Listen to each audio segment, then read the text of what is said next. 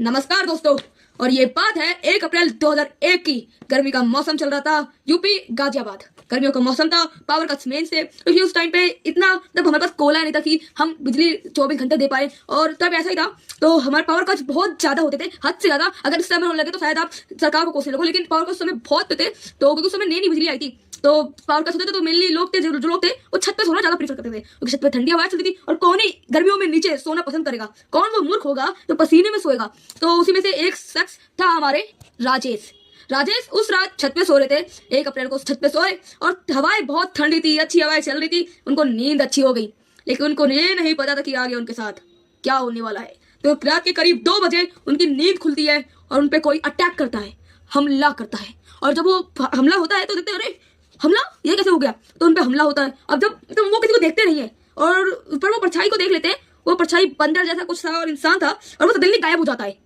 अब वो कितनी बुरी तरह घायल हुए थे, तो वो हॉस्पिटल जाते हैं, घाव ठीक करते हैं। अब चलो 2 हफ्ते तक पूरा मामला शांत था, कुछ नहीं हुआ। लेकिन 2 हफ्ते बाद विनोद नाम के एक शख्स वो उसी रात की तरह छत पे सोए, ठंडी हवा थी, उनको नींद अच्छी आ गई। उन्होंने नींद अच्छी आराम से, लेकिन करीबन रात 3:15 पे उनके साथ भी वही घटना होती है जो घटना शुरू में हुई थी राजेश के साथ।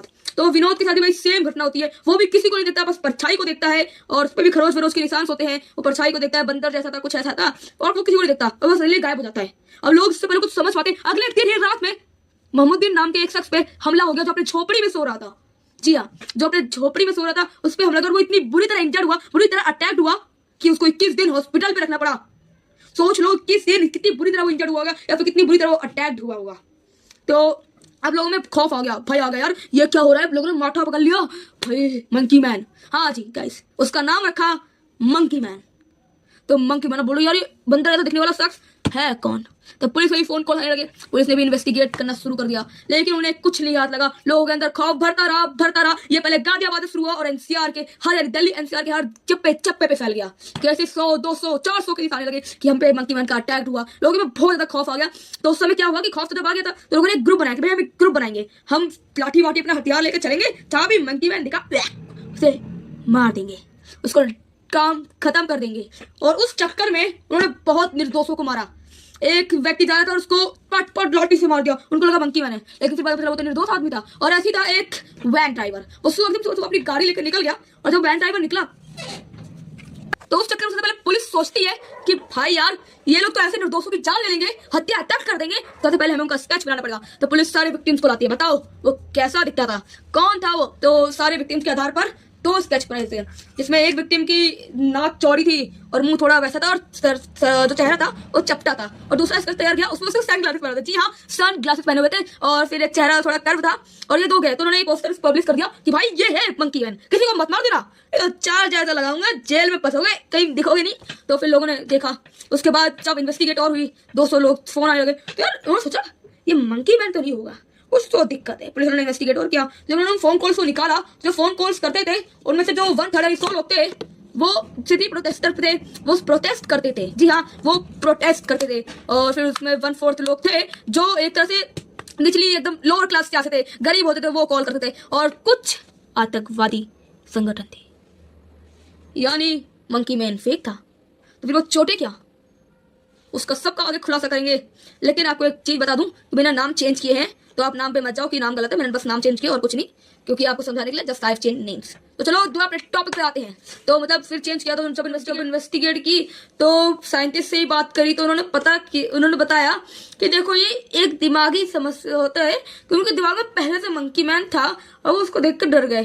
तो फिर उन्होंने, तो तुम्हारे मन में एक सवाल होगा, यार तो फिर वो स्क्रैचेस कैसे थे जो उनके हाथ पे? तो साइंटिस्ट ने बताया कि ये सही थे, एक किसी जानवर के ही थे, ये किसी जानवर के ही थे। अब लेकिन ये नहीं बोला कि मंकी मैन थे, उन्होंने कहा चूहा, या फिर ये जो थे इंसान वो कुत्तों की बाइट्स के थे, या फिर चूहा के काटने के थे। और बहुत सारे निशान तो जब वो पैनिक होके भागते थे, तो जो चीजें पड़ी हुई थी उनसे रगड़ जाते थे, उनसे लग जाती थी। तो जो उनके मन का खौफ, तो उन्होंने बताया कि ऐसी अफवाह फैलती थी बहुत तेजी से और गिरती भी बहुत तेजी से। और वही हुआ, फैल ऊपर गया, और बाद में मंकी मैन का जो खौफ था वो नीचे आ गया। मंकी मैन का खौफ खत्म होते रहा। और मंकी मैन जब को पूरा खत्म हो गया तब मतलब ऐसा कोई इंसिडेंस नहीं हुआ, जब सब कुछ हम लोगों को साइंस से पता कर दिया कि सब आपकी मन की हो रही है। लेकिन कुछ भी लोग डरते थे, अभी भी वो छत पे सोने से डरते थे भाई, कि भाई मंकी मैन आ गया, उठा के ले जाएगा, मार देगा, वो सब होता था। तो छत पे सोने से डरते थे। अब मैं आपको इंसिडेंट बताता हूँ कि इनसे इंजर्ड ऑफ एक्सीडेंट्स कहते हुए। तो देखो इंजर्ड तो बहुत सारे लोग हुए थे। एक आदमी छत से ही कूद गया, उसे मंकी मैन दिखा, छत से कूद गया। भाई हड्डी टूटेगी पर जान तो नहीं जाएगी कम से कम। लेकिन भाई तेरा मन का भ्रम है, तेरी जान भी नहीं, हड्डी भी टूट गई। तो ऐसे बहुत सारे लोगों की हड्डी टूट गई। और अनफॉर्चुनेटली एक औरत की इसमें से मौत हुई। तो इसका केस ये था कि वो सीढ़ियों से नीचे उतर रही थी, उसने एक परछाई देखी, आवाज सुनी, तो अचानक से उसका पैर फिसला सीढ़ियों से और इसको वो नीचे गिरी और ऑन द स्पॉट डेथ हो गई। तो देखो माइंड सेट अपना क्लियर रखो, पॉजिटिव रखो, कुछ ना होने वाला, बी पॉजिटिव।